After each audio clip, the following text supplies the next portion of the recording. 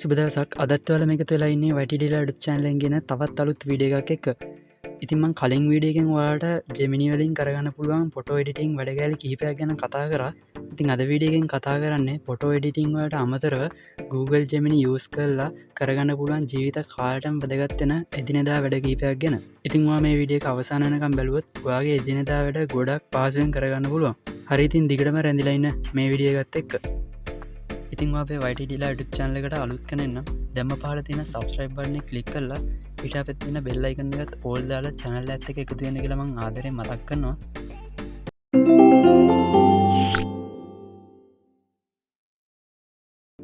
පළවෙනි දේ තමයි මේකට හොඳින් සිංහල support කරනවා. ඔයාලට ඕනම දෙයක් සිංහලෙන් අහලා දැනගන්න පුළුවන්. සිංහල හොඳටම support කරන AI chatbot එක තමයි මේ Google Gemini කියන්නේ. ඉස්සර අපිට පොතක පත්තරයක තියෙන ටෙක්ස්ට් එකක් ෆෝන් එකට ගන්න ගියාම ඒක ටයිප් කරන්න වුණා. එහෙම නැත්නම් විවිධ ස්කෑන් ඇප් භාවිත කරන්න වුණා. නමුත් දැන් අපිට මේ දේවල් අවශ්‍ය නැහැ. ඔයාලට පුළුවන් අදාළ තැන පැහැදිලි ෆොටෝ එකක් ගන්න. ඊළඟට ඔයාලට පුළුවන් Gemini වලට ඇවිල්ලා ඒ ෆොටෝ එක අප්ලෝඩ් කරන්න. ඊට පස්සේ ටෙක්ස්ට් එක කොපි කරලා දෙන්න කියලා මේ විදිහට සෙන්ඩ් කරගන්න.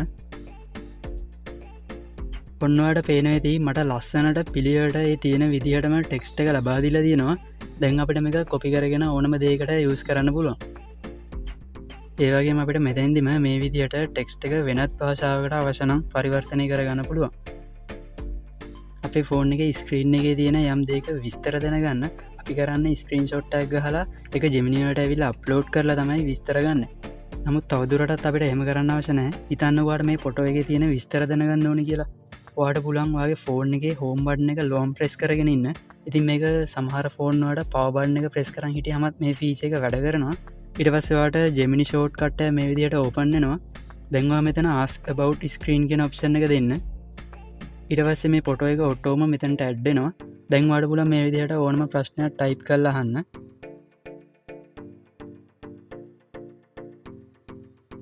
සමහර වෙලාවට ඔයාටත් මෙන්න මේ වගේ අයිටම් ටිකක් දීලා ගණන් කරන්න කිව්වොත් එකින් එක ඔයාට ගණන් කරන්න වෙනවා.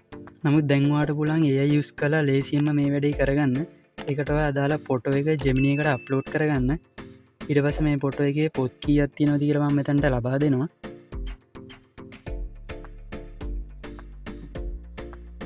දැන් ඔයාට බලා ගන්න පුළුවන් හරියටම අපිට කවුන්ට් එක මෙතන ලබා දීලා තියෙනවා. සමහර වෙලාවට අපිට ඩොකියුමන්ට් වල එහෙම නැත්නම් ෆෝම් වල තියෙන දේවල් ෆිල් කරන්න තේරෙන්නේ නැහැ. නමුත් දැන් Gemini use කරලා අපිට මේ දේ ලේසියෙන්ම කරගන්න පුළුවන්. උදාහරණයක් විදිහට ඔයා හිතන්නකෝ මේ ඩොකියුමන්ට් එකේ කිසිම දෙයක් ඔයාලට ෆිල් කරන්න තේරෙන්නේ නැහැ කියලා. ඔයාලට පුළුවන් Gemini වලට ඇවිල්ලා මේ ඩොකියුමන්ට් එක අප්ලෝඩ් කරන්න. ඊට පස්සේ මේක ෆිල් කරන්න හැටි කියලා දෙන්න කියලා මේ විදිහට සෙන්ඩ් කරගන්න පුළුවන්. ඔන්නවට පේන වෙති මේක ෆිල් කරන විදිහ ස්ටෙප් බයි ස්ටෙප් මට සරලව ලබා දීලා තියෙනවා. දැන් මට මේක බලාගෙන පහසුවෙන්ම ෆෝම් එක ෆිල් කරගන්න පුළුවන්. ඉගෙන ගන්න කෙනෙක්ට ගොඩක්ම ප්‍රයෝජනවත් වෙන දෙයක් තමයි ගණිත ගැටලු කියන්නේ. ඉතින් මේවට Play Store එකේ ඕන තරම් ඇප් ඔයාලට බලා ගන්න පුළුවන්. නමුත් දැන් ඔයාලට Gemini තියෙන නිසා කිසිම ඇප් එකක් අවශ්‍ය නැහැ.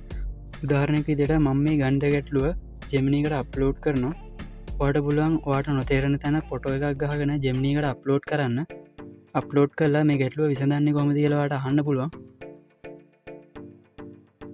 දැන් ඔයාලට පේන විදිහට ස්ටෙප් බයි ස්ටෙප් මට මේක විසඳන්න හැටි සරලව ලබා දීලා තියෙනවා. ඉතින් ඔයාලට මේ විදිහටම සංකීර්ණ දෙයක් වුණත් අහලා දැනගන්න පුළුවන්. අපි හැමෝටම දෙන ගැටලුවක් තමයි ලොකු ආටිකල් එකක් වගේ දෙයක් ටයිප් කරනකොට සිංහල ස්පෙලිංග්ස් වරදිනවා. ඉතින් ඔයාලට පුළුවන් ටයිප් කරන දේවල් වල අක්ෂර නිවැරදිද කියලා Gemini use කරලා චෙක් කරගන්න. ඔයාලට බලාගන්න පුළුවන් මම මෙතන හිතලම වැරදියට ටයිප් කරගත්ත පොඩි නෝට් එකක් තියෙනවා.